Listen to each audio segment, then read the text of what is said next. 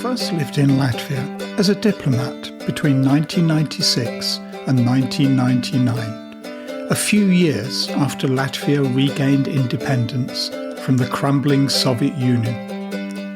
I returned to live in Latvia in 2022.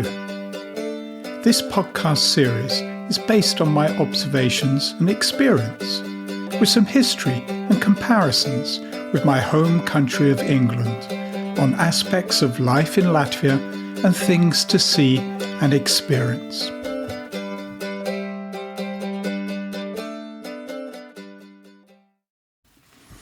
On wetland bogs. Approximately 10% of Latvian territory is peatland and 5% is wetland mires, bogs or fens. These mires act as carbon sinks, twice as effective as tropical forests in extracting carbon from the atmosphere. They play a massive role in helping to reduce the impact of climate change. Latvia, a small country, has 0.4% of the world's peat resources and takes 8th place worldwide in the volume of peat resources per capita. The mires are also beautiful wildernesses. Let's dig deep and find out more. And I'll tell you how you can see and experience this wonderful natural phenomenon at 3 locations near Riga.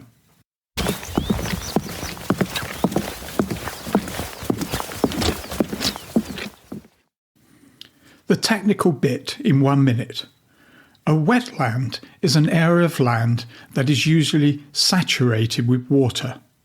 Mires are a unique kind of wetland where lush plant growth and the slow decay of dead plants result in organic peat accumulation. Peatland areas cover 10.7% of the territory of Latvia, or more than 691,000 hectares, of which peat is extracted only in slightly more than 3% of that area. We will talk about peat extraction later. Mires make up 4.9% of the total land area of Latvia.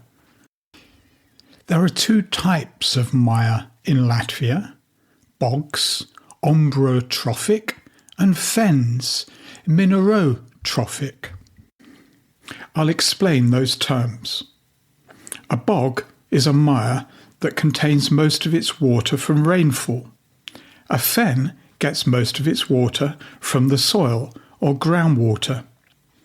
In addition to mires, there are wet forests growing on peatland in Latvia and peat extraction sites. Many wetland mires in Latvia are Natura 2000 listed and are protected areas.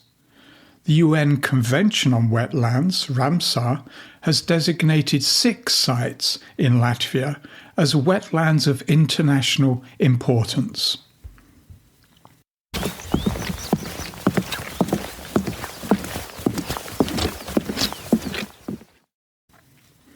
Sena mire used to be the largest wetland in Latvia, covering 10,000 hectares.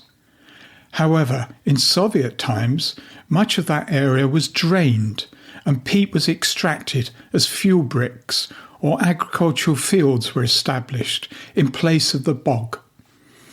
2 fragments of the original vast wetland have survived: Sena mire and Melnais Lake mire. Both are on the outskirts of Riga. Both are now Natura 2000 listed and protected by law as nature reserves. Sena mire started to develop 5,000 to 6,000 years ago with an accumulation of peat sediment.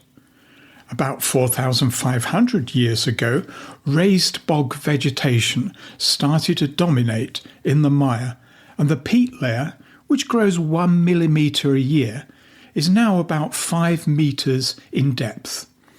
You can see the raised dome of the bog. That's why it's called a raised bog. It is nutrient poor and acidic, a limited habitat for some flora. The bog gets its nutrients from the air. Thus, it is a massive carbon sink. As you might expect in a wetland bog, ponds and lakes are all around.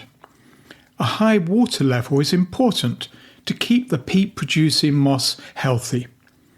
If the mire drains, as it did in Soviet times, the moss decreases and heather, dwarf trees and bushes replace it. Small dams have been constructed in the irrigation ditches to reverse the drainage as far as possible. On the small islands and shore of Skaits Lake in the mire, many small pine and birch trees are dying while the water table rises and the mire slowly recovers its healthiness. That is natural in a well-managed wetland bog. Do not be alarmed. Senna Mire is now a 2,133 hectare nature reserve. You can visit Senna Mire. It is signposted off the Riga to Liepaja road. Then you must drive about 5 kilometres along an unpaved road to a small car park by a log sign on the left of the road. Don't miss it, as I have done before. Then the fun begins. Walking along a 5.5 kilometre boardwalk with a viewing tower halfway. As you walk the route, plenty of information boards inform you about the bog, its flora and fauna, and its history, especially in peat extraction. At the car park, I met Edmunds Raczynskis, Environment Officer at Riga's Meži. In my humble opinion, Riga's Meži expertly manages Senna Mire and all of Riga's forests. We went for a hike on the boardwalk. It was lightly raining, which gave the walk such an atmosphere. The dense sphagnum moss, hare's tail cotton grass, sundew, heather and small cranberries provide a colourful ground cover on a sponge-like surface. We had a chat under the watchtower. We're sitting here in the wooden viewing tower, having walked about 2 kilometres along a wooden board path through beautiful scenery. And it's very atmospheric because it's raining, and it just gives that feeling of wetlands. My first question is, why are wetlands important? As the name suggests, wetlands areas of land that have excessive levels of moisture. These are areas where precipitation exceeds evaporation and discharge. So you have anything from lakes and streams to peatlands. And today we are in a beautiful natural peatland not far from Riga, from the capital of Latvia. Mire in a natural raised bog right now. So these are highly unique ecosystems. These are living systems which accumulate from atmosphere by the living layer of mostly sphagnum moss, but also other specialized plant species that are, many of them are found nowhere else than peatlands. So it's a growing system. It accumulates peat, carbon in form of peat. It accumulates water. It regulates water circulation. So acting as flood prevention, it's basically a sponge. It collects water and slows discharge. So the streams that have their headwaters around this peatland, they get moderate amounts of discharge rather than rapid peaks during rain and storms. Of course, peatland acts as a cleaning system. It filters water. It provides shelter. It provides habitats for biodiversity. It hosts a range of species of plants and animals that are very rare or sometimes not found anywhere else than the peatland. Of course, it provides resources for people. Historically, and we're still in transition away from this, but historically peatlands provided peat, obviously, for fuel and for gardening these days. These are landscapes that are visited by people for recreation, for nature, for cultural experience. People collect cranberries. It's very widespread still. It's very traditional to collect cranberries, wild cranberries, not plantation-grown ones, but wild berries in raised bog in the autumn. So it's really a complex and unique ecosystem.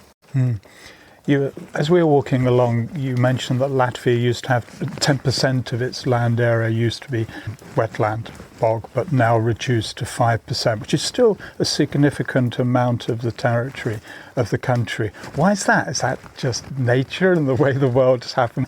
Why has Latvia got significant area of wetland?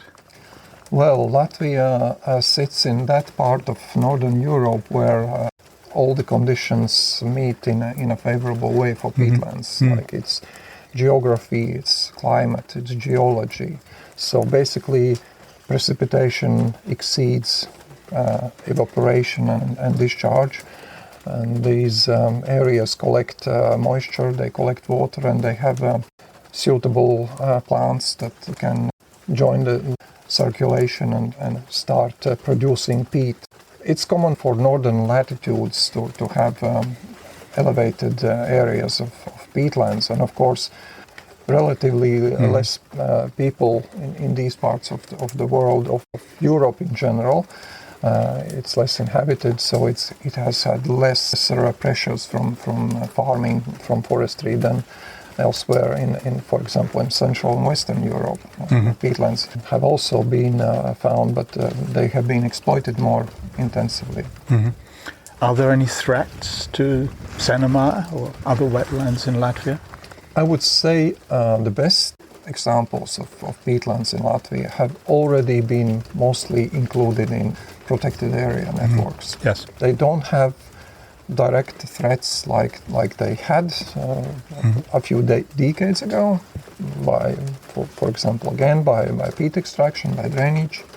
Nevertheless, they still have their own particular conditions where some improvements could be made, their quality to be increased, their discharge to be slowed, their peat formation to be improved, and this gas balance, the emissions levels could be brought down. So yes, some restoration is still needed, even to protected bogs, peatlands.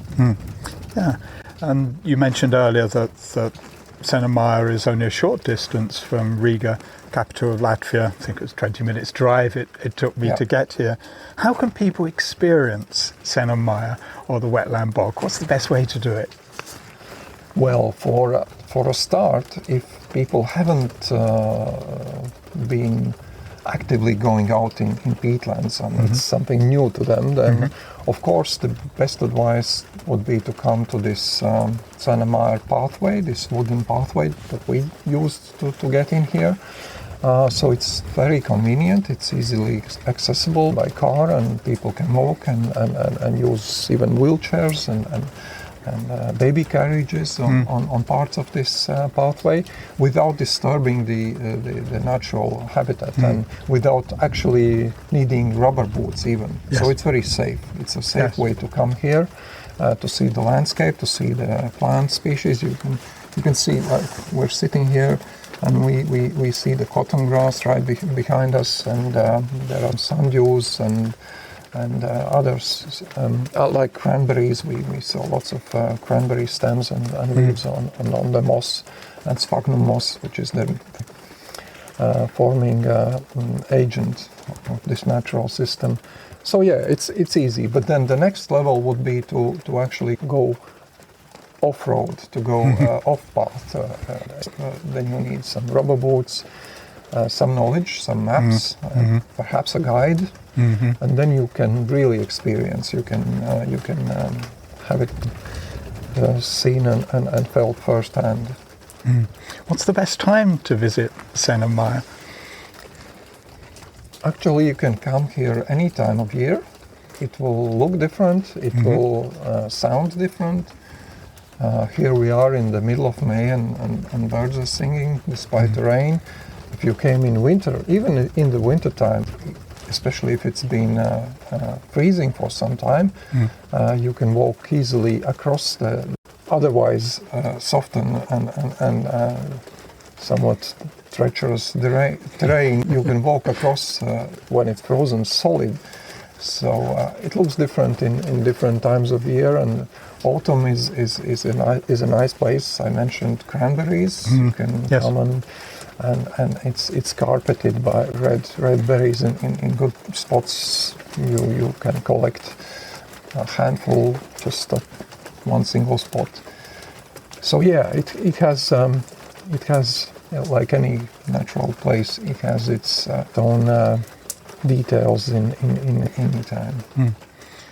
You mentioned about we could hear birds singing. The birds here, you mentioned as we were walking along, some quite rare for Europe birds that use the mire as their habitat. Tell me more about them. Peatlands are used by many species of birds for different stages of their life. Migratory birds use them as resting places in autumn, for example, and sometimes in spring, like passing geese and cranes and swans and other waterfowl. But now in the summertime, we have these rare and specially protected breeding bird species, some of which are only found breeding in peatlands and raised bogs, in Latvia at least. Examples are golden plover, wood sandpiper. These are relatively small wader species. We don't see them anywhere outside peatlands in Latvia. They breed only here, so they are very sporadically distributed. You only find them in these special places. And the more natural these areas, these peatlands are, the more open, wet and rich in small pools and lakes, the better for these species. But of course we have other birds like common crane, black grouse, that are found not only in peatlands, but it's one of their core habitats anyway. When I came here with my family a month ago, it was a bright sunny day, we noticed so many small lizards that were basking in the sun and butterflies flying around. Tell me more about some of the animals that habitat this area. Peatlands are relatively poor in nutrients, and the vegetation may seem sparse, and not many species grow here. So it's somewhat similar with animal life, with other wildlife. So there are not many species, but those who still live here, they are rather specialized, and sometimes these butterflies you see, they may be very rare species of butterflies that only live in mires and bogs. These lizard species, we don't have many reptiles in Latvia. It's rather high up north. So they are found in many different habitats, not just the peatlands. They are just rather generalist species. They explore all possible niches, including these wooden pathways in the mire. So speaking of mammals, not many species occur here. You hardly see any, or even not many signs and tracks of them. But we know for sure that like species like wolf likes these relatively remote areas. Yes. We have some wolves here in the area. Some elk used to cross this place and find some refuge from the forest around. Yes. When they get disturbed. So a few but nice species can be seen. Yeah. Thank you. Thank you very much. Okay.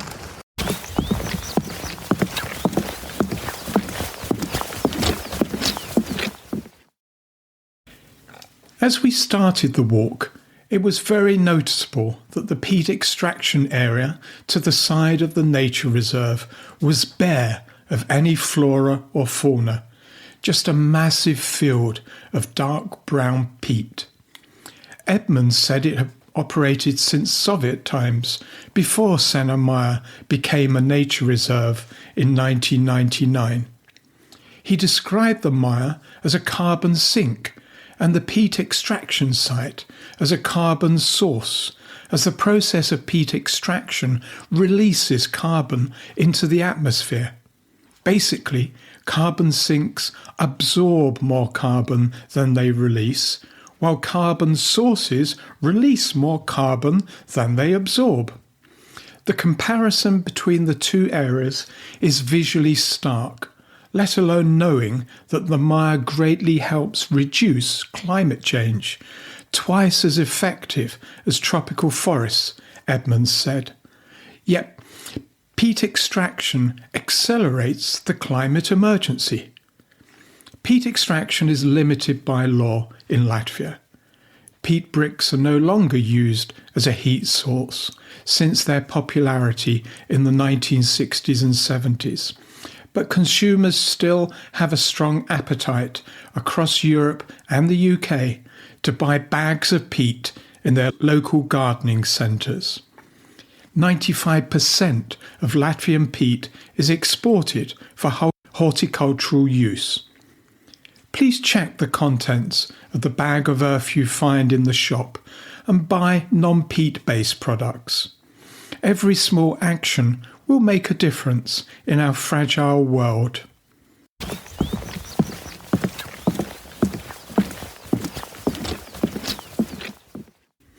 The Great Kemery Bog Walk is better known than Senna Mire, so expect a few more people on summer weekends to be hiking the boardwalk.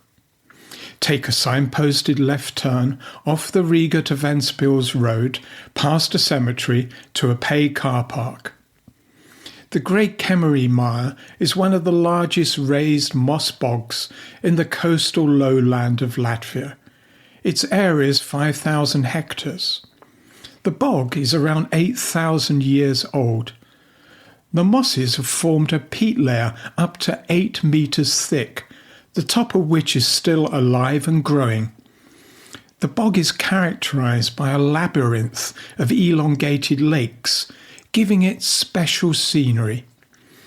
The boardwalk will take you to the kingdom of moss, bog pines, acacias and dark lakes. If you look carefully, you can find the carnivorous plant sundew and see many birds like wood sandpipers, marsh warblers, white wagtails and tree pipits. The boardwalk is built of wooden planks with a total length of about 5 kilometres. It is partly built on a Soviet-era path, leading to a meteorological station that stopped operating in the mid-1990s.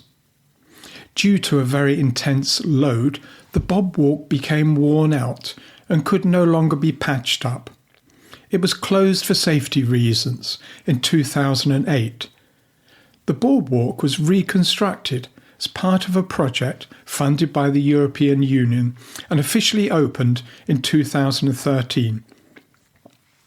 2 loops have been created, arranged in a figure of 8, a big loop with a length of 3.4 kilometres and a small loop with a length of 1.4 kilometres. An observation tower has been built within the big loop, from which you can see the vastness of the mire and the hundreds of elongated lakes. Well worth a visit.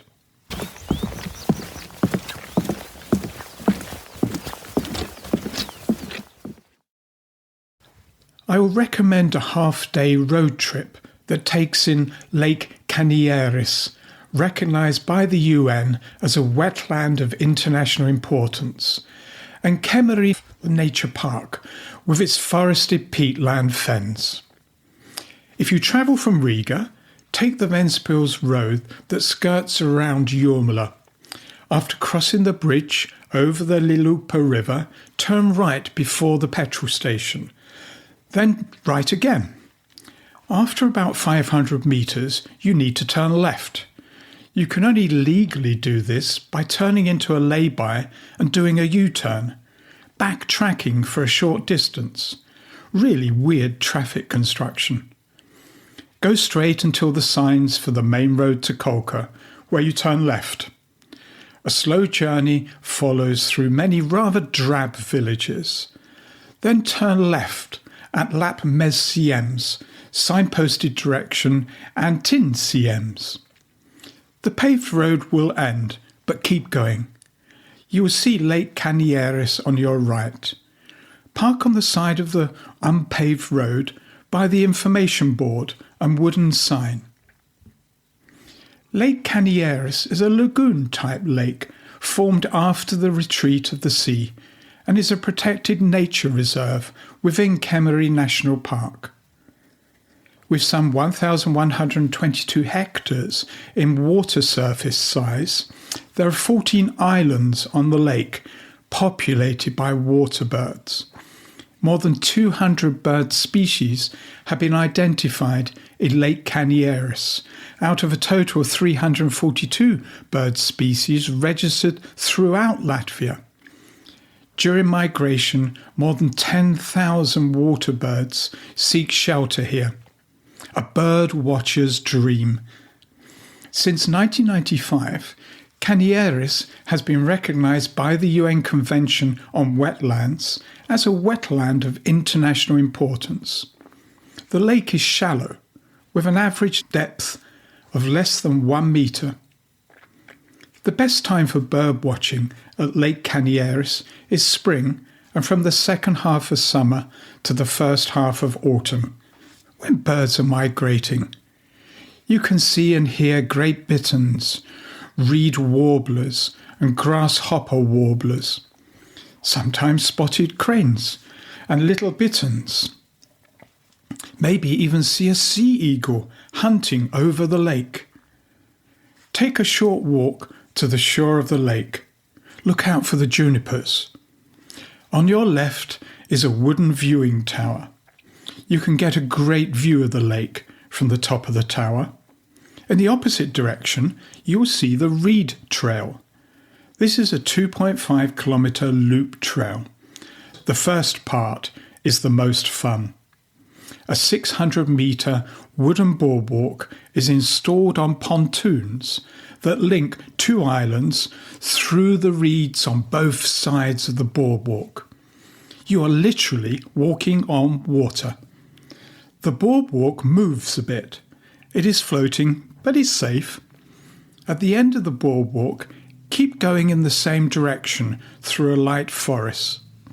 The first metres may be a bit muddy, but it soon becomes a paved path. You'll reach a boating centre, turn right by the barrier and walk back to the main road, then right again along the unpaved road to your parked vehicle. To continue the road trip, keep on driving along the unpaved road alongside the lake to the village of Antin Siems. Slow down. There are beautiful views. Turn right in the village and take the unpaved road through the wetland fen forest. 8 kilometres later is a small car park at the hill fort. Another wooden boardwalk to another wooden viewing tower. This time, the boardwalk goes through the fen forest and you can see the wet peatland that the trees are growing on. The 1.6 kilometre trail is a lovely circular route. Mind the snake if it is still there, and you'll get an impressive vista of another side of the lake from the tower. Historians are undecided about the age of the Canieres Hill Fort and its settlers. Some believe that it was a very ancient tribal settlement, while others think that sea pillagers used it to attack ships. The Canieres Lake Hill Fort was discovered by V. Dennings in 1867. Although much has been written about it, no archaeological studies have been done. E. Brastinch has recognised this as an unusual hill fort because it is the only one that is this close to the sea in a boggy, uninhabited area. Back to the vehicle and continue driving on the unpaved road through the wonderfully protected Cymru Nature Park to Iarn Crocs. This narrow part of the unpaved road forces you to slow down. Relax, you enjoy the scenery along the sometimes twisting road through the beautiful fen forest. There will be few other vehicles on the road. It literally goes slowly through the wetland, forested wilderness that is Cymru Nature Park. At the first sign of habitation, breathe a sigh of relief. A paved road. Turn left onto this paved road to Smarda. The shaking and rattling will stop. Onwards to the main Ventspils to Riga highway, where you turn left for Riga. If you do the road trip, pack refreshments with you. I didn't see anywhere to buy food or drink after passing the villages near Jurmala at the trip's start.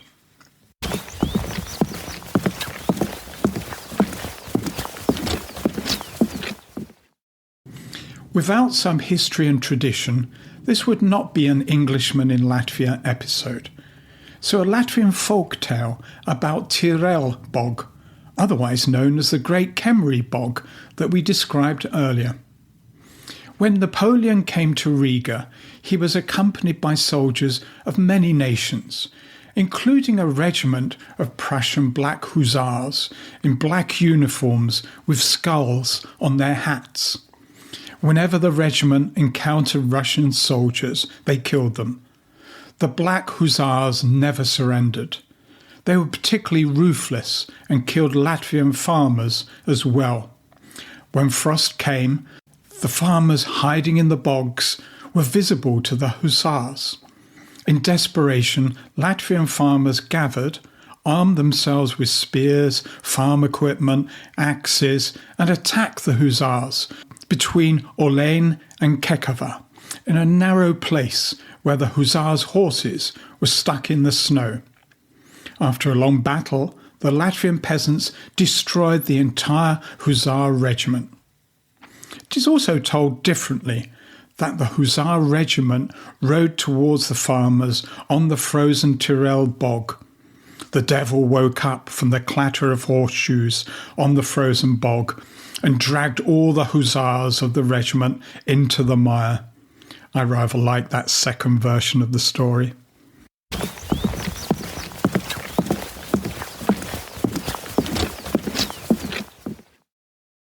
In conclusion, Latvian mires, the country's wetland bogs and fens, are important in reducing climate change. They are carbon sinks, in the words of my interviewee, Edmonds. They are also wonderful and beautiful places to visit, accessible to all. Hiking along the boardwalks is such fun for young and adults. The road trip is a great adventure too. They are right on Riga's doorstep. Go visit.